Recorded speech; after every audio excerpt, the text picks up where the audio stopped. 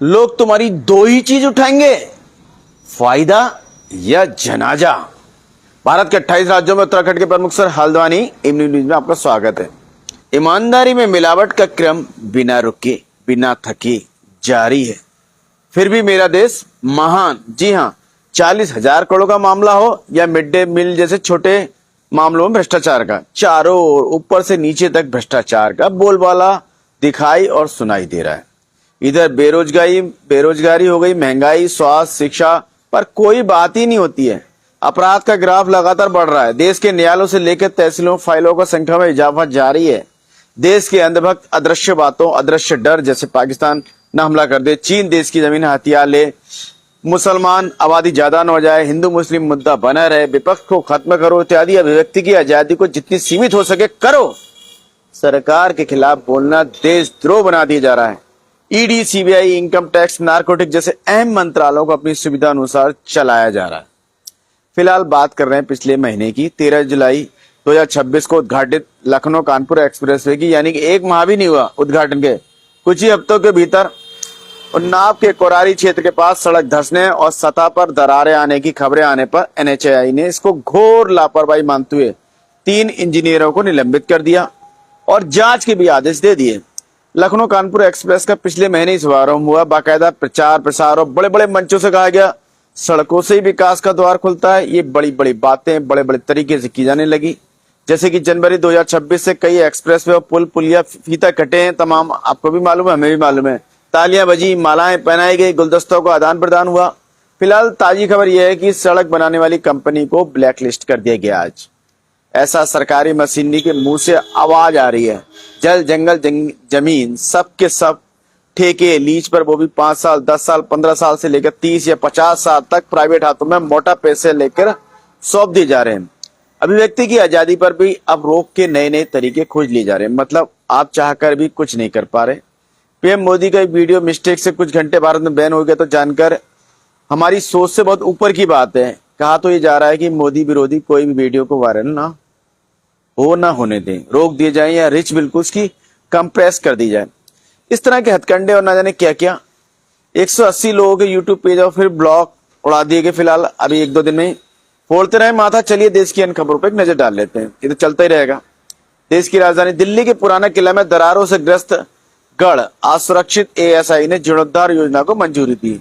Agency ने कहा लगातार भारी बारिश और चिनाई के लगातार खराब होने के कारण गढ़ को अत्यंत नाजुक और असुरक्षित घोषित किया गया है। 16वीं शताब्दी के पुराना किला के उत्तरी हिस्से में गहरी चरात्मक दरारें पड़ गई हैं। मानसून की वजह से इसकी स्थिति लगातार बिगड़ती जा रही है, जिसके चलते एएसआई ने इस हिस्से को नाजुक और असुरक्षित घोषित कर जीर्णोद्धार कार्य शुरू कर दिया है। दिल्ली में भारी बारिश, आईएमडी ने ऑरेंज अलर्ट जारी किया। दिल्ली सरकार मानसून सत्र में बीएंडबी कानून को निरस्त करेगी। 3 विधेयक और सीएजी की 2 रिपोर्ट पेश करेगी।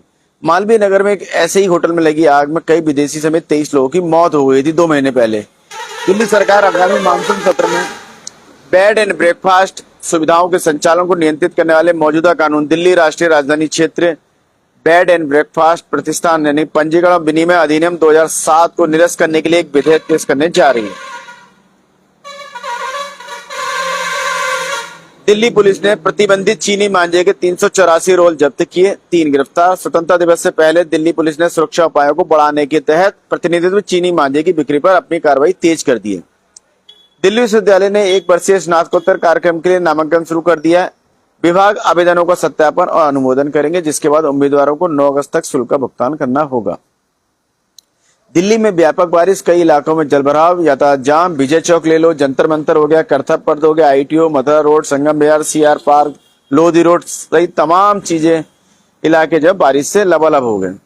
दिल्ली उच्च न्यायालय ने केजरीवाल और अन्य आम आदमी नेताओं को आपराधिक अवमानना मामले में जवाब देने के लिए 4 सप्ताह का समय दिया है। न्यायाधीश ने कई सोशल मीडिया पोस्टों पर आपत्ति जताई, जिसमें उन पर राजनीतिक निष्ठा और संबद्धता का आरोप लगाया है। इधर चुनाव आयोग ने 1 महीने में दूसरी बार दिल्ली एसआईआर की समय सीमा में संशोधन किया। बूथ स्तरीय अधिकारियों द्वारा चल रहे घर घर सत्यापन को 17 अगस्त तक बढ़ा दिया गया और अंतिम मतदाता सूची के प्रकाशन को 27 अक्टूबर के लिए स्थगित कर दिया। फिलहाल डीडीए को द्वारका गोल्फ कोर्स में 850 सदस्यों के लिए 856 आवेदन प्राप्त हुए। इधर बॉम्बे हाईकोर्ट ने नितिन गडकरी को इथेनॉल नीति पर निशाना बनाने वाले डीप फेक वीडियो हटाने के आदेश जारी किए। गुजरात से महाराष्ट्र, छत्तीसगढ़ और गुजरात सरकारों ने रेस्टोरेंट, होटल या क्लाउड किचन की अनुचित व्यापारिक प्रथाओं से प्रभावित जन स्वास्थ्य सुरक्षा को ध्यान में रखते हुए नकली पनीर के निर्माण और बिक्री पर तत्काल प्रतिबंध लगा दिया। बाढ़ के बाद गुजरात में 6,868 चिकित्सा शिविर और 1,80,000 निगरानी दल तैनात किए गए। कर्नाटक शासन कौशल विकास और गहन प्रौद्योगिकी विकास के लिए एंथ्रोपिक के साथ साझेदारी की संभावनाओं पर विचार कर रहा है। एसडब्ल्यूआर ने अक्टूबर में एक महीने के लिए बेंगलुरु और मंगलुरु रूट पर दिन की ट्रेनें रद्द कर दी हैं। हालांकि नवरात्रि, दशहरा उत्सव के दौरान ये सेवाएं मिलती रहेंगी। कर्नाटक के यादगिर जिले के काडुचेरू बडियाल औद्योगिक क्षेत्र में एक कारखाने में रसायन रिसाव के कारण 3 मजदूरों की मौत हो गई और 2 घायल हो गए। घटना 1 बजे से 2 बजे के बीच की घटी है। सिद्धरामैया ने मंत्रिमंडल विस्तार पर चुप्पी साध रखी है। पूर्व सीएम सिद्धरामैया ने डीके शिव कुमार मंत्रिमंडल में शामिल किए गए 19 मंत्रियों की सूची से असंतुष्टि के बढ़ते संकेतों के बीच चुप्पी साध रखी है, जबकि उसके कई अन्य समर्थकों ने मुख्यमंत्री और कांग्रेस उच्च कमान की खुलेआम आलोचना की है। मुख्यमंत्री ने होराटी को फोन किया, उन्हें इस्तीफा देने का सुझाव दिया। केरल में भारी बारिश, बाढ़ प्रभावित क्षेत्रों में और अधिक भारी बारिश की संभावना है। आईएमडी ने 3 जिलों में रेड अलर्ट जारी किया है। केरल की मंत्री ने कहा, मुल्लापेरियार बांध पर सुप्रीम कोर्ट के निर्देश लागू नहीं किए गए। तमिलनाडु द्वारा जलस्तर में किसी प्रकार की वृद्धि का विरोध किया गया। केरल के इडुक्की में कार नदी में गिरी, 1 की मौत, 3 घायल। जी हां, कुट्टिकाम कटप्पा राजमार्ग पर एक कार नदी में गिर गई, जिससे 38 वर्षीय व्यक्ति की मौके पर मौत हो गई। केरल में बारिश से तबाही, सरकार ने मृतकों के परिजनों के लिए 8 लाख रुपए की सहायता राशि की घोषणा करी है। बारिश से संबंधित घटनाओं में मरने वालों की संख्या फिलहाल 26 हो गई। विरोध के बीच केरल के परिवहन मंत्री सीपी जॉन ने महिलाओं के लिए मुफ्त बस यात्रा योजना के संबंध में अपने विवादास्पद बयान के लिए फिलहाल माफी मांगी है।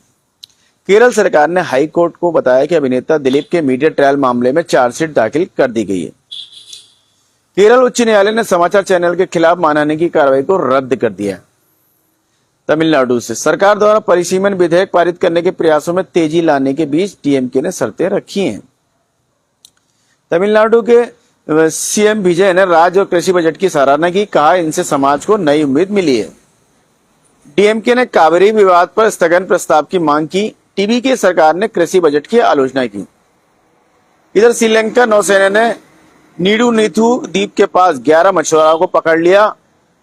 मछुआरे जो है फाइबर नाव में मछली पकड़ लेते, जो कथित तौर पर एक अपंजीकृत ट्रॉलर थी। ट्रॉलर ने तकनीकी खराबी आ गई, जिससे वो अपने नियंत्रण से बाहर हो गई और श्रीलंका के बॉर्डर पर चली गई, लिहाजा मछुआरों को पकड़ लिया गया। तमिलनाडु सरकार ने अपने बजट में एक सोने का सिक्का, दुल्हनों के लिए रेशमी साड़ी की घोषणा की। वरिष्ठ नागरिकों और ट्रांसजेंडर व्यक्तियों के लिए आवास स्थापित किए जाएंगे। संशोधित बजट अनुमानों में राज्य का बकाया 10.98 लाख करोड़ आंका गया, जबकि 2026-27 के संशोधित बजट अनुमानों में राज्य के स्वयं के कर राजस्व का अनुमान जो है 2,26,740 करोड़ लगाया गया, जबकि अंतरिम बजट 2026-27 में यह 2,29,580 करोड़ था। तमिलनाडु बजट सत्र 8 सितंबर तक जारी रहेगा। पूरी कार्रवाई का सीधा प्रसारण किया जाएगा, ये अध्यक्ष का बयान है आज का।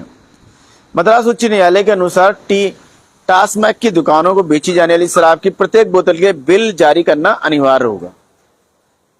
तमिलनाडु में सरकारी स्कूलों में प्रतिदिन स्कूल के बाद खेलकूद का समय शुरू किया जाएगा। छत्तीसगढ़ में प्रस्तावित कानून पर यूजीसी ने पैनल ने सुझाव आमंत्रित किए। समिति ने सरकारी और गैर सरकारी संगठनों के सामाजिक समूह, धार्मिक संस्थानों, राजनीतिक दलों और नागरिकों से इस वर्ष 15 अक्टूबर तक अपने विचार और सुझाव प्रस्तुत करने की अपील की है। उड़ीसा से बीजेडी ने उड़ीसा में निजी परमाणु ऊर्जा संयंत्र स्थापित करने के सरकारी कदम का विरोध किया। उड़ीसा पेयजल और सिंचाई की प्राथमिकता देने के लिए पनबिजली उत्पादन रोक सकता है। जलाशयों में पानी का स्तर निर्धारित स्तर से कम पाए जाने के कारण जल विद्युत उत्पादन को निलंबित करने का फिलहाल निर्णय लिया गया।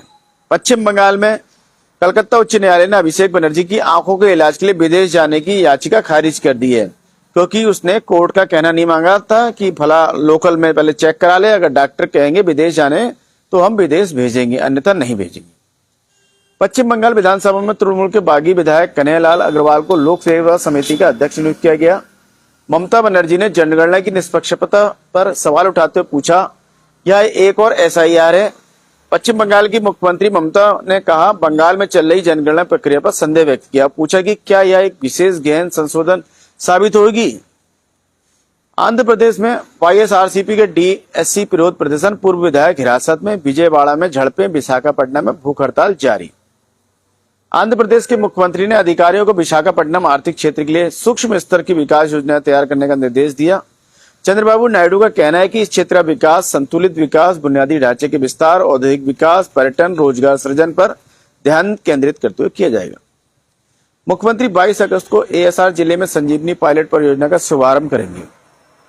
वाईएसआरसीपी के पूर्व विधायक मोहम्मद मुस्तफा, उनके बेटे को अपहरण और जबरन वसूली के आरोप में गिरफ्तार किया गया। अमरावती में 9 गीगावाट डेटा सेंटर इकोसिस्टम के लिए वैश्विक निविदाएं आमंत्रित की जाएंगी। आंध्र प्रदेश राजधानी क्षेत्र विकास प्राधिकरण ने क्वांटम वैली के लिए 1205 करोड़ रुपए की अनुमानित लागत से 18 मंजिले टावरों सहित कई बुनियादी ढांचा परियोजनाओं को मंजूरी दी है। मध्य प्रदेश में राज्य न्यायिक अधिकारियों की सेवानिवृत्ति आयु बढ़ाने का विरोध करने के लिए वित्तीय बोझ का हवाला नहीं दे सकते, ये सर्वोच्च न्यायालय का बयान। पंजाब में एसआईआर के पहले चरण के समापन के साथ ही 20 लाख नाम छूट गए। अनुपस्थित, स्थानांतरित, मृत और डुप्लीकेट श्रेणियों में वर्गीकृत किए गए अपात्र प्रपत्रों की कुल संख्या 20,66,635 है, जो कुल मतदाताओं का 9.5% है। पंजाब में कांग्रेस अडिग रहने से चन्नी के विकल्प सीमित होते जा रहे हैं। कांग्रेस नेता चरणजीत सिंह चन्नी हाल में हुए संगठनात्मक फेरबदल को लेकर पार्टी नेतृत्व से मतभेद होने के बाद मुश्किल स्थिति में फंस गए। हिमाचल प्रदेश में 10 लाख रुपए तक के कवरेज वाली नई स्वास्थ्य बीमा योजना शुरू की जाएगी। मुख्यमंत्री सुक्खू ने कहा कि राज्य सरकार हिमाचल प्रदेश के भीतर विश्व स्तरीय स्वास्थ्य सुविधाएं विकसित करने के लिए प्रतिबद्ध है, ताकि लोगों को उचित उन्नत उपचार सुविधा के लिए राज्य से बाहर न जाना पड़े। जम्मू कश्मीर में कांग्रेस ने जमीन और नौकरियों के लिए संवैधानिक सुरक्षा उपायों की मांग की।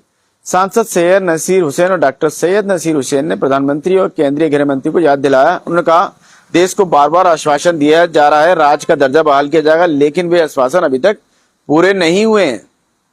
जम्मू कश्मीर में अनुच्छेद 370 निरस्त किए जाने की 7वीं वर्षगांठ के उपलक्ष्य में राष्ट्रीय कांग्रेस और पीडीपी द्वारा सड़कों पर प्रदर्शन किया गया। मनोज सिन्हा ने आतंकी हमलों के पीड़ितों के परिवारों के सदस्यों को नियुक्ति पत्र वितरित किए।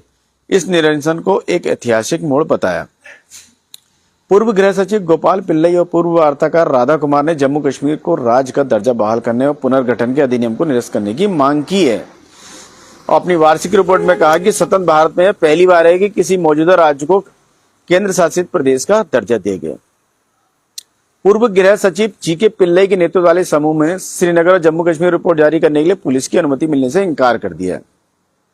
आशा है आपको खबरें अपडेट रख रही होंगी और चाय पर चर्चा के लिए मसाला प्रदान कर रही होंगी। अपने विचार और सुझाव साझा करें। कल फिर नए विषय के साथ आपके समक्ष उपस्थित होंगे। इसी के साथ मैं मनोज आर्य, खबर संसार के लिए जय हिंद।